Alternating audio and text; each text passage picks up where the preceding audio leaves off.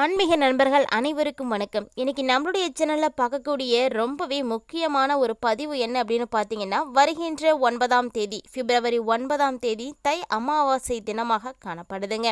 அன்றைய தினத்தில் நாம் சொல்லக்கூடிய இந்த எளிமையான பரிகார முறையை நீங்கள் செய்து பாருங்கள். இரவு நேரத்தில் இந்த ஒரு தீபத்தை நீங்கள் உங்களுடைய இல்லத்தில் ஏற்றினாலே போதும். கண் திருஷ்டி, பில்லி, சூனியம், ஏவல் போன்ற அத்தனை விதமான பிரச்சனைகளும் விலகி போகும். அப்படி என்ன ஒரு சிறப்பான தீபம் அப்படின்னு தானே யோசிக்கிறீங்க. அந்த தீபத்தை எப்படியெல்லாம் ஏற்ற வேண்டும், அதனுடைய சிறப்புகளை பற்றி இந்த பதிவில் தொடர்ந்து பார்த்து தெரிஞ்சுக்கலாங்க.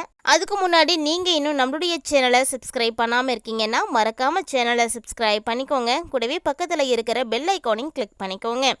அப்போ தான் நாங்கள் போடக்கூடிய வீடியோக்கள் எல்லாமே உங்களுக்கு நோட்டிஃபிகேஷனாக உடனுக்குடன் வந்தடையும். நீங்களும் பார்த்து பயன்பெறலாம். இப்போ வாங்க வீடியோக்குள்ளே போகலாம். பொதுவாகவே மாதங்களில் மிகவும் அற்புதமான மாதம் என்று நம்ம தை மாதத்தை சொல்லலாம். மார்கழி மாதம் முழுவதும் எப்படி இறை வழிபாட்டுக்கு உரியதோ அதே போல தை மாதமும் இறை வழிபாட்டுக்கு உரிய மாதம் தாங்க. இந்த மாதத்தில் வரக்கூடிய அமாவாசை ரொம்ப ரொம்ப விசேஷமானது. அதாவது வருடத்தில் வரக்கூடிய 3 மிகப்பெரிய அமாவாசைகளில் ஒன்று தாங்க இந்த தை அமாவாசையும். தை அமாவாசை தினம் என்றாலே நம் அனைவருடைய நினைவுக்கும் வரக்கூடியது முன்னோர்களுக்கு செய்யக்கூடிய தர்ப்பணம் தான். ஏன்னா முன்னோர்களுக்காக நம்ம செய்யக்கூடிய கடமைகளை சரியான நேரத்தில் அதுவும் நம்ம செய்திட வேண்டும். அது மட்டும் இல்லாமல் இந்த வருடம் 2024 வரக்கூடிய தை அமாவாசையானது பிப்ரவரி மாதம் 9ஆம் தேதி வெள்ளிக்கிழமையோடு வந்திருக்குங்க. வெள்ளிக்கிழமை அப்படின்னாலே நம்ம எல்லாரும் செய்யக்கூடிய விஷயம் மகாலட்சுமி வழிபாடு தான். அதனால் மகாலட்சுமி தாயாரை வழிபாடு செய்தோம் அப்படின்னா நம்ம வாழ்க்கையில் இருக்கக்கூடிய அத்தனை விதமான கஷ்டங்களும் விலகி போகும். இந்த வருடம் வந்திருக்கக்கூடிய அமாவாசை அதாவது பிப்ரவரி மாதம் 9ஆம் தேதி தொடங்கி பிப்ரவரி மாதம் 10ஆம் தேதி அதிகாலை வரைக்கும் இருக்குங்க. ஏற்கனவே இருக்கக்கூடிய பதிவுகளில் எந்த நேரத்தில் ஆரம்பமாகுது, தர்ப்பணம் கொடுப்பதற்கு சரியான நேரம் என்ன, அமாவாசை தினத்தில் எப்படியெல்லாம் முன்னோர்களுக்கு நம்ம தர்ப்பணம் கொடுக்கலாம் அப்படின்னு நிறைய விஷயங்கள் சொல்லியிருக்கோம். இன்னும் நீங்கள் அந்த பதிவை பார்க்கல அப்படின்னா நம்ம சேனலை விசிட் பண்ணி அந்த பதிவை பார்த்து பயன்பெற்றுக்கோங்க. இப்போ இந்த பதிவில் நம்மளுடைய வாழ்க்கையில் ஏற்பட்டிருக்கக்கூடிய கண் திருஷ்டிகளை நீக்குவதற்கு செய்யக்கூடிய ஒரு எளிமையான தீப முறையை தான் பார்க்க போகிறோம். அந்த தீப முறையை நம்ம எப்படி ஏற்ற வேண்டும், அதற்கு என்னென்ன பொருட்கள் எல்லாம் தேவை அப்படின்றத நம்ம தொடர்ந்து பார்க்கலாங்க. அதுக்கு முன்னாடி ஒரு சின்ன வீடியோ கிளிப்பை போய் பார்த்துட்டு வந்துடுங்க. 1500 ரூபாய் மதிப்பு கொண்ட ஒரிஜினல் கருங்காலி மாலை நம்ம கிட்ட 1100 ரூபாய் மட்டுமே. பாலிஸ்டர் மாலையும் நம்ம கிட்ட இருக்கு. 8 mm பாலிஸ்டர் மாலை வேணும்னா 1400 ரூபாய் வரும். கேஷ் ஆன் டெலிவரி நம்ம கிட்ட கிடையாதுங்க. ரொம்ப நம்பகத்தமையா தினமும் பாத்தீங்கன்னா நிறைய பேர் வாங்கிட்டு இருக்காங்க. மாலையிலேயே பல வகை இருக்குங்க. ஃபர்ஸ்ட் குவாலிட்டி மாலை இந்த ரேட்டுக்கு உங்களுக்கு எங்கேயுமே கிடைக்காதுங்க. கான்டாக்ட் 88 70 10 75 27. இருக்கக்கூடிய அமாவாசை அப்படிங்கிறதுனால அன்றைய தினம் மகாலட்சுமி வழிபாடு ரொம்ப ரொம்ப முக்கியம். கூடவே சிவ வழிபாடு அன்னைக்கு செய்யுங்க. பெருமாள் வழிபாடு, முக்கியமாக குலதெய்வ வழிபாடு செய்துக்கோங்க. அமாவாசை தினத்தில் ஒவ்வொருத்தருமே அவர்களுடைய குலதெய்வத்திற்காக நீங்கள் வழிபாடு செய்யுங்க. அருகிலேயே உங்களுடைய குலதெய்வம் இருக்குது அப்படின்னா தவறாமல் அமாவாசையில் கோயிலுக்கு போயிட்டு வாங்க. அப்படி தூரத்தில் இருக்குது, போக முடியல அப்படின்னா உங்களுடைய இல்லத்திலேயே குலதெய்வத்தை நினைத்து நீங்கள் கண்டிப்பாக வழிபாடுகள் செய்ய வேண்டும். ஏன்னா நம்முடைய வாழ்க்கையில் ஏற்படக்கூடிய அத்தனை விதமான கஷ்டங்களுக்கும் நம்ம உடனே தாங்கி பிடிக்கக்கூடிய கடவுள்னா அது குலதெய்வம் மட்டும்தாங்க. அதனால் குலதெய்வத்தை நம்ம கண்டிப்பாக வழிபாடு செய்ய வேண்டும். அவர்களுடைய மனமானது குளிரச் செய்ய வேண்டும். தவறாமல் வெள்ளிக்கிழமைங்கிறதுனால ஏதாவது ஒரு பெண் தெய்வத்தை வழிபாடு செய்யுங்க. ரொம்ப ரொம்ப நல்ல பலன்கள் எல்லாம் கிடைக்கும். அதாவது அது மட்டும் இல்லாமல் அமாவாசை தினம் அப்படின்றதுனால காகத்திற்கு மறக்காமல் சாதம் வைங்க. முன்னோர்களுக்காக நீங்கள் தர்ப்பணம் கொடுத்தே ஆக வேண்டும். ஏன் இப்படி கட்டாயமாக செய்ய வேண்டும் அப்படின்னு நம்ம சொல்கிறோம் அப்படின்றதுக்காக காரணம் என்ன அப்படின்னா, நம்முடைய வாழ்க்கையில் நமக்கே தெரியாமல் நிறைய கஷ்டப்படுவோம், நிறைய கடன் இருக்கும். நம்ம வாழ்க்கையில் என்னதான் பணம் சம்பாதிச்சோன்னு அது நம்ம கையில் தங்கவே தங்காது. இதுக்கெல்லாம் ஒரு காரணமாக பார்த்தோம் அப்படின்னா பித்ருக்களுடைய சாபமாக தாங்க இருக்கும். பொதுவாக தாய் தந்தையர் செய்யக்கூடிய பாவ புண்ணியங்கள் அவர்களுடைய பிள்ளைகளை சேரும் அப்படின்பாங்க. அந்த வகையில் பிள்ளைகளுடைய சாபங்களானது அடுத்து வரக்கூடிய தலைமுறைக்கு போய்விடும். எப்போதுமே நம்ம செய்யக்கூடிய நல்ல விஷயங்களானது நம்மளுடைய தலைமுறையும் காக்கும் அப்படிங்கிறத நினைவில் வைத்துக்கோங்க. அதனால் நீங்கள் செய்யக்கூடிய ஒவ்வொரு விஷயங்களையும் சரியாக செய்யுங்க. பார்த்து பார்த்து செய்யுங்க. ஏன்னா நீங்கள் செய்து முடிச்சுட்டு போகக்கூடிய விஷயங்களானது உங்களுடைய பிள்ளைகளை பாதிக்கும் அப்படிங்கிறத நினைவில் வைத்துக்கோங்க. ஒரு சிலருக்கு பார்த்தீங்கன்னா திருமண பாக்கியமானது நிறைய நாளாகியுமே தடைப்பட்டுட்டு இருக்குங்க. குழந்தை பாக்கியம் அது மாதிரி தள்ளி போகும். இதற்கெல்லாம் மிக முக்கிய காரணமாக பித்ருக்களுடைய சாபங்களும் பார்க்கப்படுது. அதனால தான் அமாவாசை தினத்தில் தவறாமல் பித்ருக்களுக்கு நீங்கள் வழிபாடு செய்யுங்க அப்படின்னு சொல்கிறோம். இப்படி இன்றைய தினத்தில் உங்களுக்கு கண் திருஷ்டியானது நீங்கணும் அப்படின்னா நம்ம என்ன வழிபாடு செய்ய வேண்டும் அப்படின்றத பார்க்கலாம். கண் திருஷ்டி அப்படிங்கிறதே நெகட்டிவான ஒரு எனர்ஜி தாங்க. அது எதிர்மறை ஆற்றலால் உருவாகக்கூடிய விஷயந்தான்.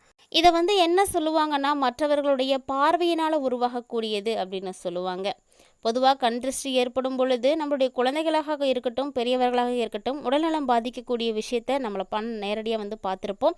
அது மாதிரி திருஷ்டி கழிக்கும் பொழுது அவர்கள் உடல்நிலையானது சரியாகும். அது மட்டும் இல்லாமல் நம்மளுடைய வீட்டில் நம்ம அப்பா அம்மா நமக்கு நிறைய செய்திருப்பாங்க. இல்லை நீங்கள் பெற்றோர்களாக இருக்கிறீங்க அப்படின்னா உங்களுடைய குழந்தைகளுக்கு நீங்கள் செய்திருப்பீங்க. அப்படி யாரெல்லாம் வெள்ளிக்கிழமை செவ்வாய்க்கிழமைகளில் குழந்தைகளுக்கோ அல்லது உங்களுடைய வீட்டில் இருக்கக்கூடிய அனைவருக்கோ திருஷ்டி கழிக்கக்கூடிய பழக்கம் இருக்குது அப்படின்றத கமெண்ட் பாக்ஸில் மறக்காமல் எங்களோட ஷேர் பண்ணுங்கள். கூடவே கண் திருஷ்டியை கழிப்பதற்கு ஒரு எளிமையான ஒரு தீப முறையை தான் இப்போ நம்ம சொல்ல போகிறோம். பொதுவாகவே திருஷ்டி கழிக்க வேண்டும் என்றால் அனைவருடைய நினைவுக்கும் வரக்கூடிய ஒரு பொருள்னா அது கல்லுப்பு தாங்க. கல்லுப்பை கொண்டு அனைவருமே திருஷ்டி கழிப்பாங்க. அப்படிப்பட்ட அந்த கல்லுப்பை நீங்கள் எடுத்துக்கோங்க. இந்த ஒரு தீபத்தை உங்களுடைய வீடு, வியாபாரம் செய்யக்கூடிய இடம் அப்படின்னு எங்கே வேண்டுமானாலும் ஏற்றலாம், தவறு கிடையாது. இந்த கல்லுப்பை நீங்கள் ஒரு கைப்பிடி எடுத்துக்கோங்க. ஒரு கண்ணாடி பவுல் இல்லைனா கண்ணாடி டம்ளர், இது ரெண்டில் ஏதாவது ஒன்று யூஸ் பண்ணிக்கோங்க. ஏன்னா கண்ணாடி பொருளை யூஸ் பண்ணுங்கள், இல்லைன்னா மண் பாத்திரத்தை யூஸ் பண்ணுங்கள். கண்ணாடி அது மட்டும்தான் ஏன் யூஸ் பண்ணணும் அப்படின்னா கண்ணாடிக்கு எதிர்மறை ஆற்றல்களை ஈர்க்கக்கூடிய சக்தி உண்டு. அதனால தான் கண்ணாடி டம்ளர் எடுத்துக்க சொல்கிறோம். இப்படி நீங்கள் கண்ணாடி டம்ளர் எடுத்திருக்கீங்கன்னா அந்த டம்ளருக்கு மஞ்சள் குங்குமம் வைத்துக்கோங்க. அந்த டம்ளருக்குள்ளே நீங்கள் எடுத்துருக்கக்கூடிய ஒரு கைப்பிடி உப்பு இருக்குது இல்லையா, அந்த உப்பை போட்டுக்கோங்க. உப்புக்கு உள்ளே என்ன நிறைய பொருட்களை சேர்க்கணும். அது என்ன அப்படின்னா அதில் ஒரு எலுமிச்சை பழம் எடுத்து அதில் அரை எலுமிச்சை பழத்தை போட்டுக்கோங்க. இப்போ அந்த எலுமிச்சை பழத்து கூட 3 லவங்கப்பூ இருக்கு இல்லையா, அதை சேர்த்துக்கோங்க. கூடவே உங்கள்கிட்ட பட்டை இருக்குன்னா கூட நீங்கள் பட்டையும் சேர்த்துக்கலாம். இவை எல்லாம் சேர்த்துட்டு அந்த டம்ளரில் நீங்கள் தண்ணியை நிரப்பிக்கோங்க. இப்போ அதுக்கு மேலே பிளாஸ்டிக் வச்சு அதுக்கு நடுவில் கொஞ்சமாக ஓட்டை போட்டுக்கோங்க. அதில் நீங்கள் திரியை விட்டுடுங்க.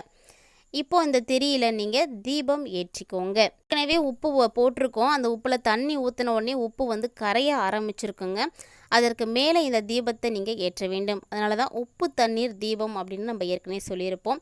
இந்த உப்பு தண்ணீரில் எரியக்கூடிய தீபமானது சுமார் 5 நிமிடம் எரிந்தாலும் பரவாயில்லை, கவலையே படாதீங்க. அது எவ்வளோ நேரம் எரிய முடியுமோ அவ்வளோ நேரம் எரியட்டும்.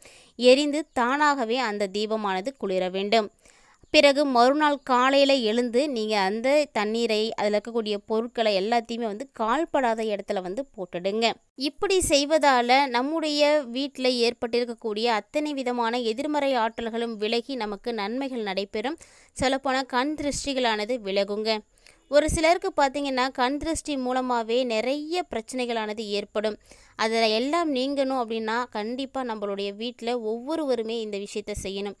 இப்படி பெண்கள் மட்டும்தான் செய்யணுமா அப்படின்னா கிடையாது, ஆண்களும் செய்யலாங்க. ஒவ்வொருவரும் நம்முடைய குடும்பத்திற்காக செய்கிறோம் அப்படின்ற ஒரு எண்ணத்தோடு செய்தீங்க அப்படின்னா இதில் ஆண் பெண் வேறுபாடு அப்படிங்கிறத யாருமே பார்க்க மாட்டீங்க. நம்மளுடைய குடும்பத்தில் இருக்கக்கூடிய உறுப்பினர்களுடைய நலனுக்காக நம்ம செய்கிறோம் அப்படிங்கும் போது இதில் ஆண் என்ன பெண் என்ன யார் வேண்டுமானாலும் செய்யலாங்க, தவறு கிடையாது. பொதுவாகவே வெள்ளிக்கிழமை தோறும் நீங்கள் திருஷ்டி கழிக்கக்கூடிய பழக்கத்தை ஏற்படுத்திக்கோங்க. இப்படி திருஷ்டி கழிப்பதற்காக நீங்கள் எலுமிச்சை பழம், தேங்காய் இல்லைன்னா பூசணிக்காய் இவற்றை பயன்படுத்திக்கோங்க. அன்றைய தினத்தில் இரவு நேரத்தில் உங்களுடைய குடும்பத்தில் இருக்கக்கூடிய அனைவரையும் ஒன்று சேர்த்து நீங்கள் திருஷ்டி கழித்து வீட்டு வாசலில் போய் உடைக்கலாம். இதுபோல் செய்யும் பொழுது நம்மளுடைய வீட்டில் இருக்கக்கூடிய எதிர்மறை ஆற்றல்களானது விலகி நம்ம வாழ்க்கையிலும் ஒரு வளமையானது சேருங்க. இந்த ஒரு விஷயத்தை யாருக்கெல்லாம் நம்பிக்கை இருக்கோ அவங்கெல்லாம் தவறாமல் தை அமாவாசை தினத்தில் செய்துக்கோங்க. ஏன்னா அமாவாசை அப்படின்னாலே பிரபஞ்சத்தினுடைய சக்திகள் நிறைந்து இருக்கக்கூடிய ஒரு அற்புதமான நாள். அந்த நாளில் நம்ம இது போன்ற விஷயங்கள் செய்யும் பொழுது நமக்கு நிறைய பலன்களானது ஏற்படுங்க. கல்லுப்பு, எலுமிச்சை பழம் போன்றவற்றுக்கு எல்லாம் எதிர்மறை ஆற்றலை விளக்கக்கூடிய சக்தியானது நிறைந்திருக்குங்க. அதனால் இந்த பொருட்களை எல்லாம் பயன்படுத்தி நம்ம திருஷ்டி கழிக்கும் பொழுது நம்முடைய உடலில் இருக்கக்கூடிய திருஷ்டிகளும் விலகி போகும். மேலும் உடல் நலமானது மேம்பாடு அடையும். இந்த ஒரு விஷயத்தை தவறாமல் அனைவருமே தை அமாவாசை தினத்தில் செய்து பாருங்கள். ரொம்பவே எளிமையாக செய்யக்கூடிய இந்த ஒரு தீபத்தை தவறாமல் தை அமாவாசையில் அதுவும் இரவு நேரத்தில் ஏற்றிடுங்க. உங்களுடைய வீட்டில் இருக்கக்கூடிய அத்தனை விதமான எதிர்மறை ஆற்றலும் விலகி போகும்.